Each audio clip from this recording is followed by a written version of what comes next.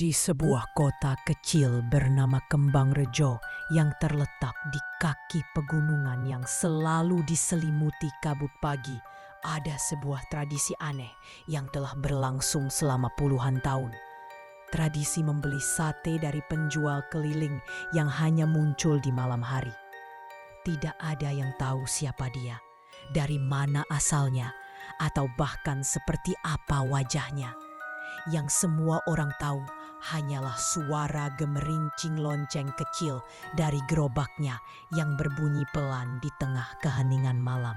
Disusul aroma daging bakar yang begitu menggoda hingga membuat perut berontak meski baru saja makan. Namanya, jika dia punya nama, tidak pernah disebutkan.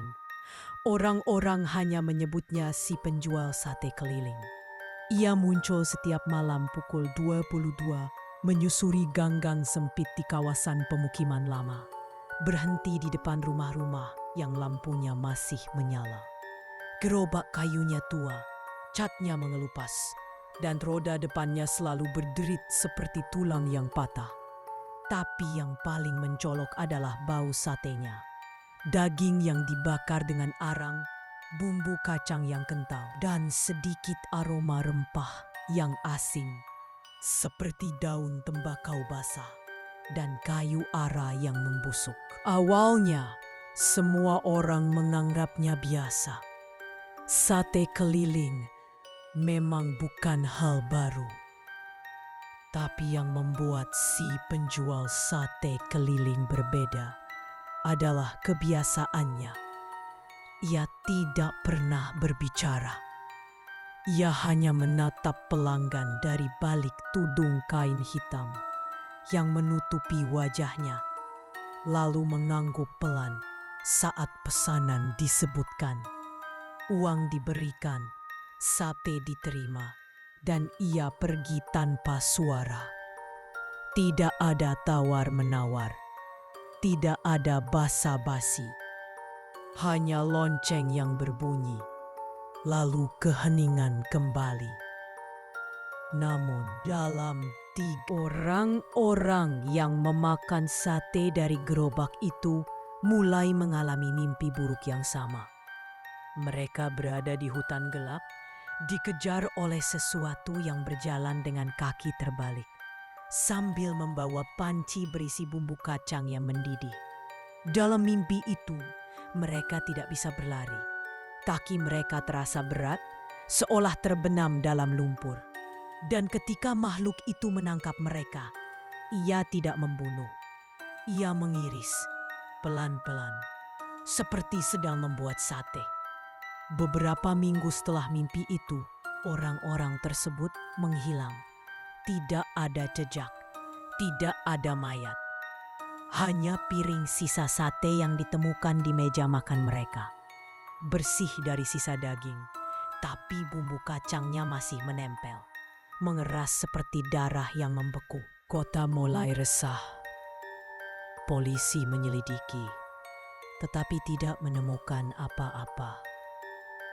Tidak ada catatan identitas penjual sate. Tidak ada sidik jari di gerobak. Bahkan kamera CCTV di depan toko sembako yang sempat merekam gerobaknya menunjukkan gambar yang aneh. Bayangan penjual tidak pernah terlihat jelas, seperti kabut yang bergerak sendiri.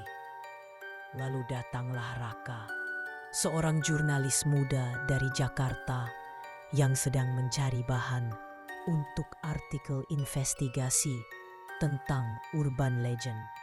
Ia mendengar cerita tentang sate keliling dari seorang teman di media sosial. Awalnya ia tertawa, menganggapnya hanya cerita hantu biasa yang dilebih-lebihkan. Tapi ketika ia membaca laporan kehilangan yang jumlahnya mencapai 17 orang dalam 2 tahun terakhir, semuanya terakhir terlihat membeli sate malam hari. Ia mulai penasaran. Raka tiba di Kembangrejo pada sore hari. Udara dingin langsung menyergapnya. Ia menginap di rumah tua milik pamannya yang sudah lama ditinggalkan. Malam itu ia menunggu di teras, membawa rekaman suara dan kamera digital, berharap bisa merekam penjual sate itu. Pukul 22 tepat lonceng berbunyi. Dari ujung jalan yang kabut, muncul gerobak tua. Rodanya berderit. Api arang di tungkunya menyala biru. Bukan oranye seperti biasanya. Raka menahan napas. Ia mengaktifkan kamera. Gerobak berhenti tepat di depan rumahnya. Dari balik tudung hitam, sepasang mata tanpa pupil menatapnya. Hitam pekat. Tidak ada sorotan cahaya yang memantul, hanya kegelapan. Raka berkata pelan, "1 porsi sate, Pak." Penjual mengangguk. Tanpa suara, ia mulai menusukkan daging ke tusuk sate. Tapi Raka memperhatikan sesuatu yang aneh. Daging itu bukan dari ayam atau kambing. Teksturnya lebih lembut, lebih pucat. Dan saat daging itu dibakar, asapnya berwarna kehijauan, membawa bau amis yang menyengat, seperti ikan busuk dicampur bawang putih. Namun, aroma itu justru membuat perut Raka berontak. Ia merasa sangat lapar, meski belum lama makan mie instan.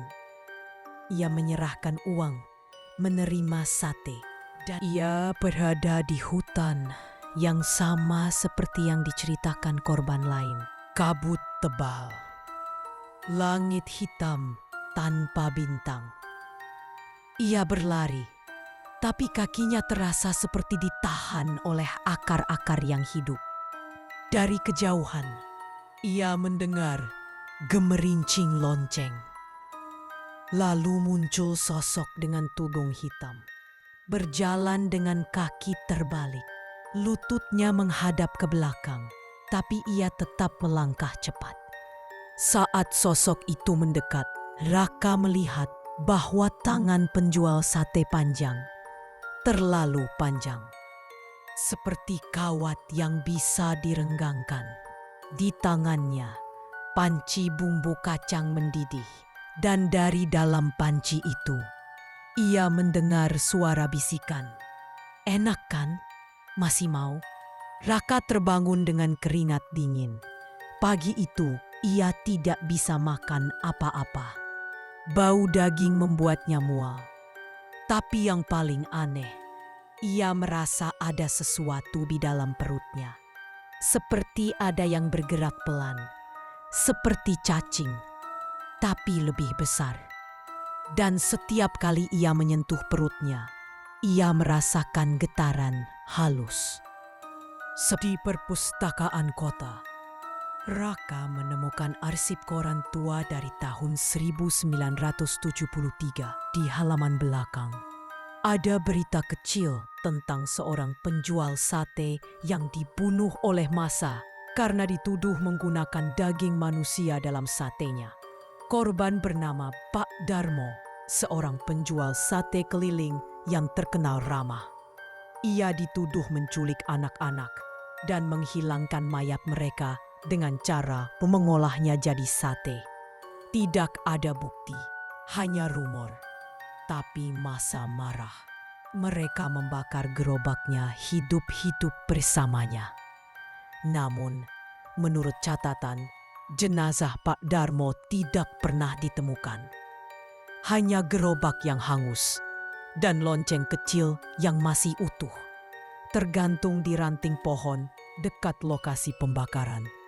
Sejak saat itu, setiap malam, lonceng itu berbunyi sendiri.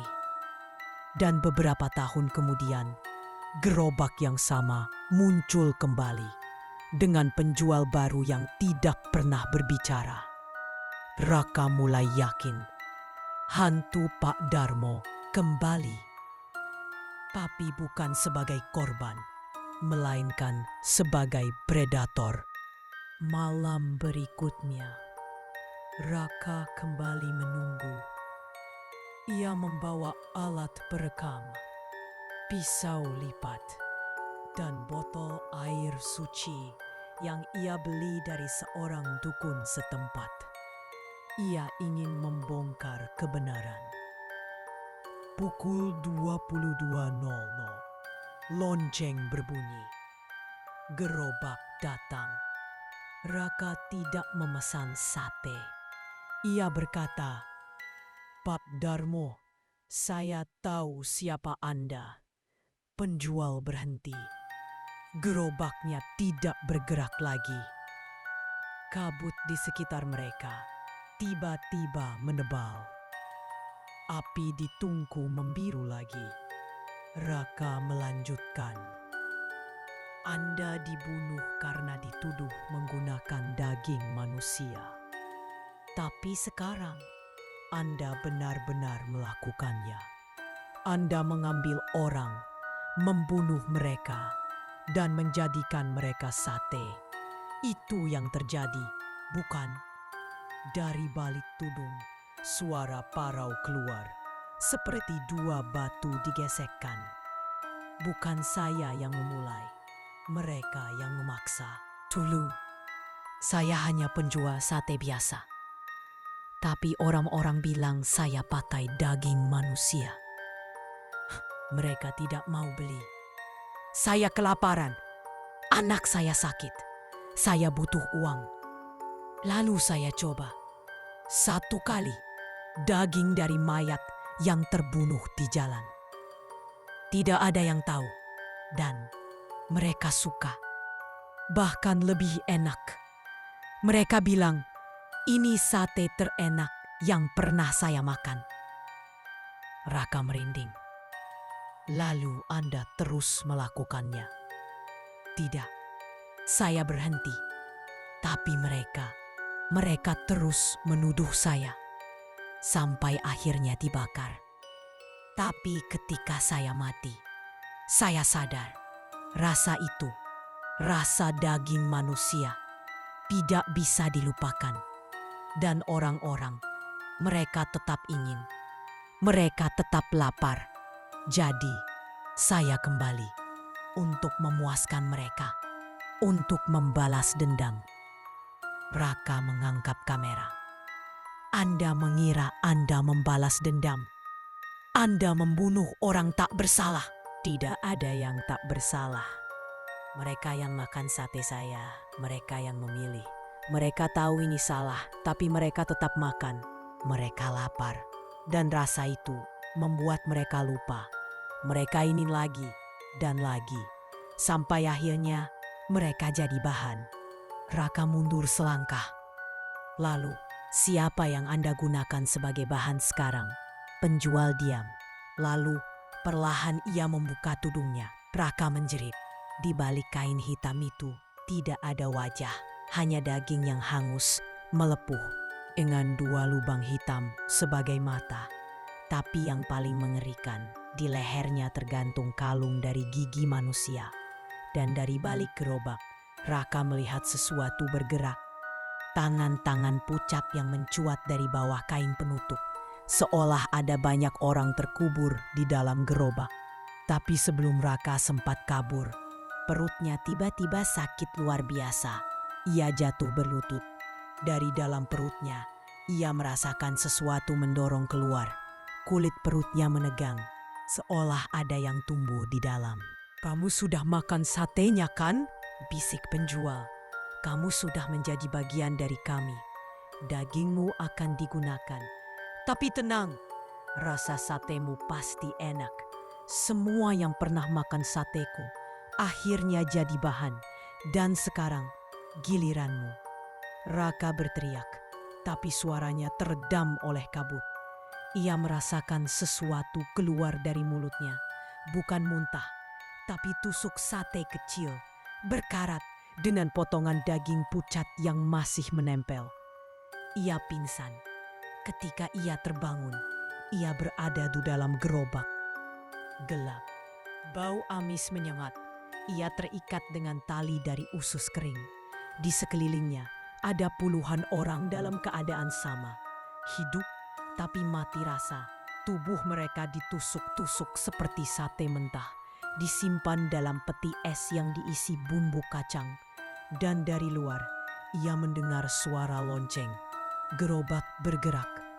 Di luar, seorang ibu membawa anaknya, berdiri di depan rumah yang lampunya masih menyala.